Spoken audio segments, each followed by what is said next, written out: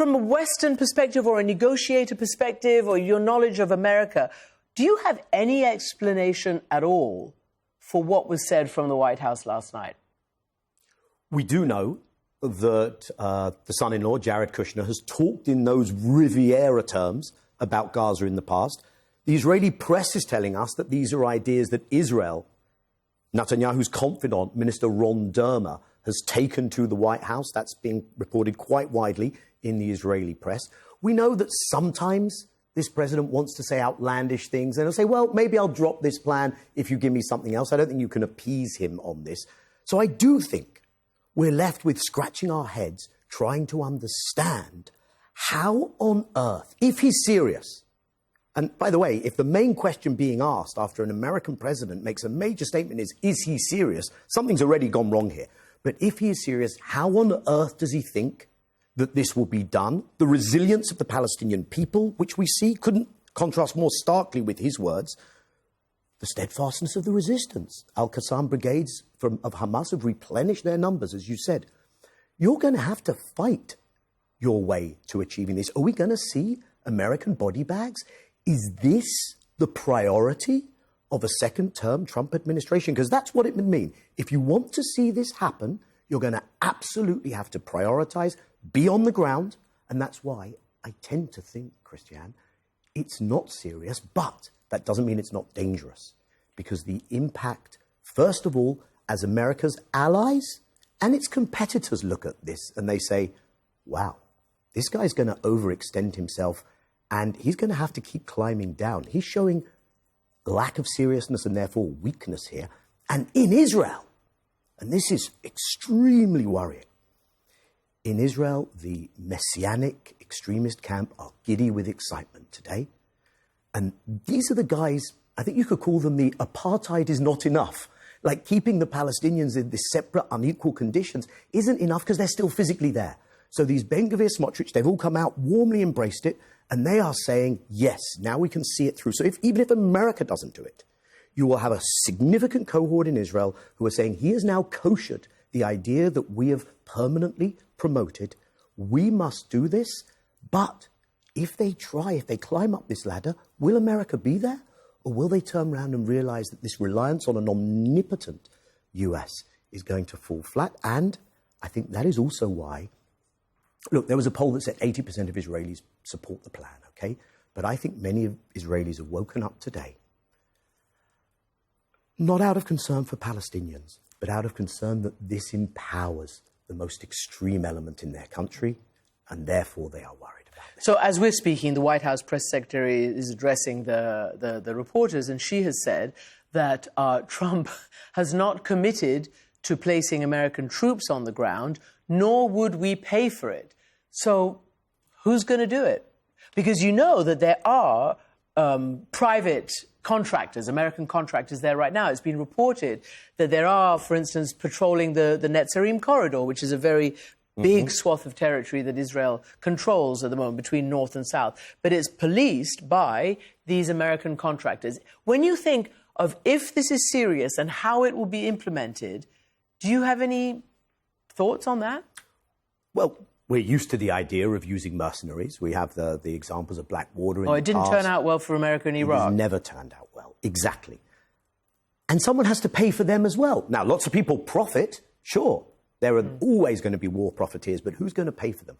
And I think this idea, and we just heard the former Saudi intelligence chief, Prince Turki bin Faisal, and he called this a mad ethnic cleansing plan.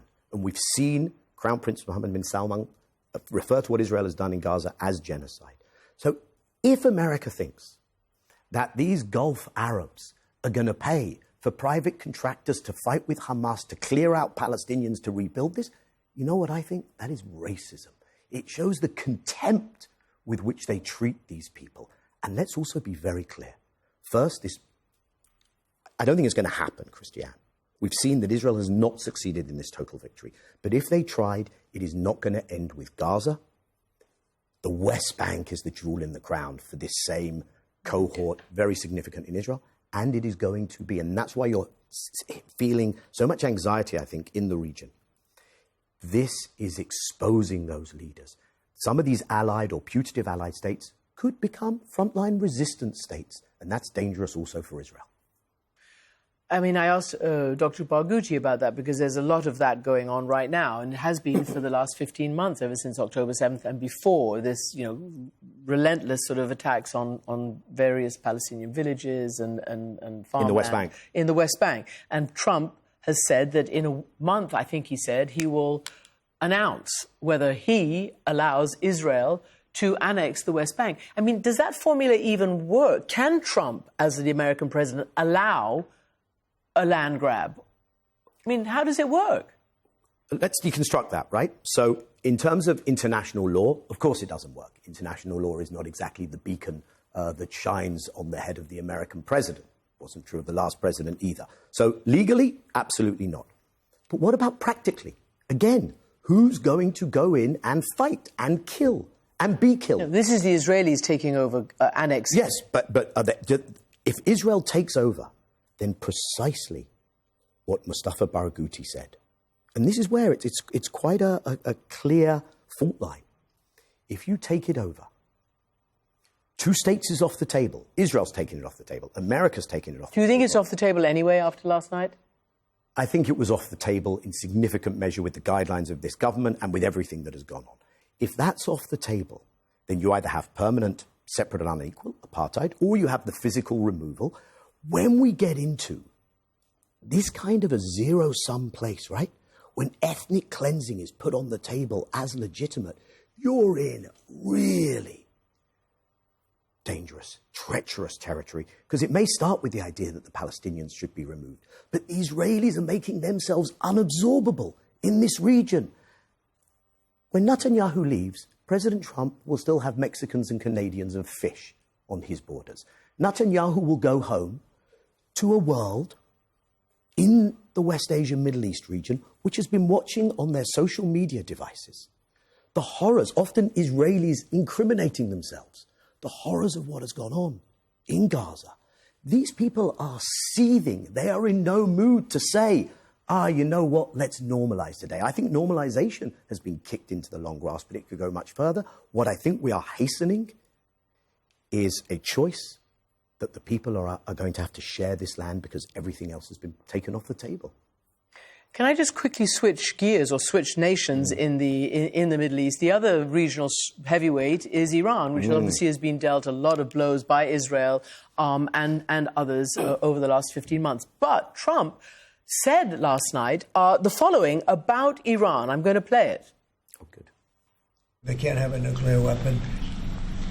Beyond that, it would be very tough if they insist on doing that. They have some of their leadership, I can tell you right now, and maybe you know it, maybe you don't, but there are many people at the top ranks of Iran that do not want to have a nuclear weapon just for that very reason. So this was kind of ignored in the craziness over the other stuff. But this is a big departure for any American president and any Israeli prime minister, or at least this one. They have been absolutely sticking by the notion that Iran wants a nuclear weapon and therefore we have to do this, that and the other. How surprised are you that he said that? So this was fascinating. You do not have a restrainer, make a deal camp inside this administration when it comes to the Palestinians. The ecosystem there is overwhelmingly hostile to Palestinian rights, permissive when it comes to anything Israel wants to do. But you do have that division inside the administration when it comes to Iran. And in that respect, Netanyahu really didn't hear what he wanted to hear on Iran. I think that's okay for him. He's gotten such a political boost. And you know what? The Palestinians are always the most important issue in Israel because politically it matters so much more. But the president said 3 things on Iran. First of all, he said Iran is strong. The Israeli narrative is Iran is weak. That was prior to the meeting in that short presser. Secondly, what you said here, he made this statement which absolutely accords with what the intelligence community has been telling us for years, as you well know, that Iran has not made the decision to actually weaponize a nuclear program. And thirdly, he came out on social media today and said, in capitals, I'm paraphrasing, we are not going to attack Iran with the Israelis. So on Iran, the pivot seems quite significant towards deal-making. Remember, Saudi and Iran have this Chinese brokered rapprochement. It feels to me like America or no America, you have a region that wants to move on and you have an Israel that wants to pull everyone back into war, and that's a terrible place for Israel to be.